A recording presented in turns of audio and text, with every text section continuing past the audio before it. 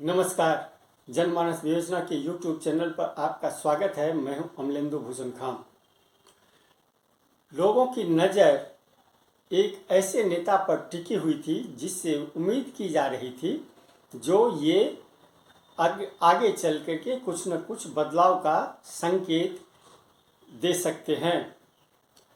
इनके भाषण में काफ़ी आक्रामकता होगी, लेकिन ऐसा कुछ नहीं दिखा। हाँ, मैं बात कर रहा हूँ प्रियंका गांधी, जो कि कांग्रेस के महासचिव भी हैं और वायनाड से पहली बार सांसद चुन करके आई हैं। आप एक बात को याद कीजिए, जब स्मृति ईरानी पहली बार संसद पहुंची थी, या महुआ मोइत्रा को आप लीजिए जो अभी फिलहाल सांसद भी हैं, और पहली बार जब पार्लियामेंट पहुंची थी वहाँ जो दोनों का भाषण हुआ था वो काफ़ी आक्रामक तरीके से उन्होंने अपना भाषण दिया था।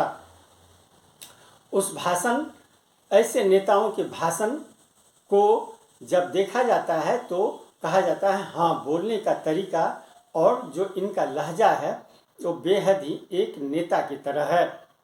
लेकिन प्रियंका गांधी के भाषण में जो उन्होंने भाषण दिया संसद में, जो आक्रमण किया नरेंद्र मोदी सरकार पर, वो उसमें कहीं ऐसा कुछ दिखा नहीं, तीखापन नहीं दिखा।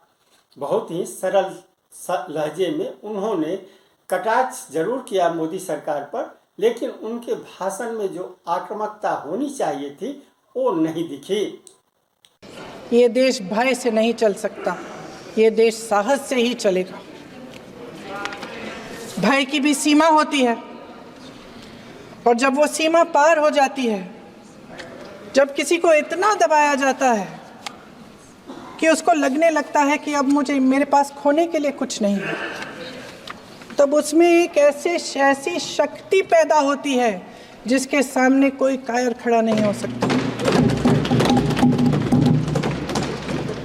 ये देश कायरों के हाथों में ज़्यादा देर तक कभी नहीं रहा है।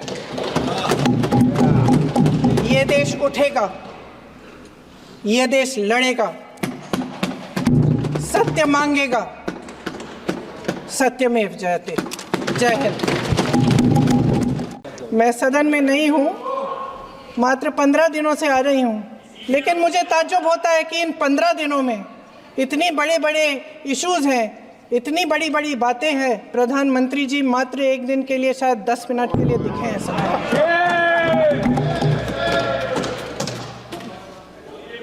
बात यह है अध्यक्ष महोदय जी कि ये देश भय से नहीं, साहस और संघर्ष से बना है। रूप अपनाएगी या आक्रामकता दिखाएगी, लेकिन उनके भाषण में ऐसा कुछ नहीं दिखा। हाँ, कटाक्ष उन्होंने किया, बहुत ही सरल तरीके से किया। कहीं कहीं तो वो शब्दों के उच्चारण में भी लटपटा रही थी। लेकिन आप जब संसद में पहुंचते हैं और वहाँ पे आपके सामने में सत्ता पक्ष हो, आप विपक्ष में हैं और सत्ता पक्ष में बीजेपी हो, तो आपको तैयारी उसी रूप में करके आनी चाहिए थी, लेकिन ऐसा देखने को नहीं मिला। आप सुनिए, प्रियंका के भाषण को सुनिए तो आप ज़रूर कहेंगे जो इनके भाषण में कोई ऐसा आक्रामकता नहीं था। सत्ता पक्ष के हमारे साथी ने एक उदाहरण दिया उत्तर प्रदेश की सरकार का, तो मैं भी एक उदाहरण दे देती हूँ महाराष्ट्र की सरकार का। मैं भी एक उदाहरण दे देती हूँ हिमाचल की सरकार को तोड़ने की कोशिश किसने की, पैसों के बल पे की, गोवा की सरकार। तमाम उदाहरण है। राजस्थान की क्या ये सरकारें जनता ने नहीं चुनी थी? क्या संविधान इन पर लागू नहीं था?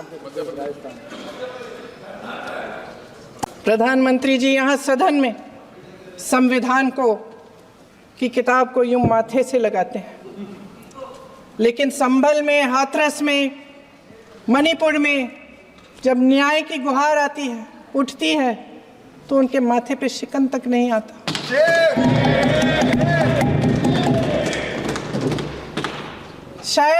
समझ नहीं पाए हैं कि भारत का संविधान संघ का विधान नहीं है।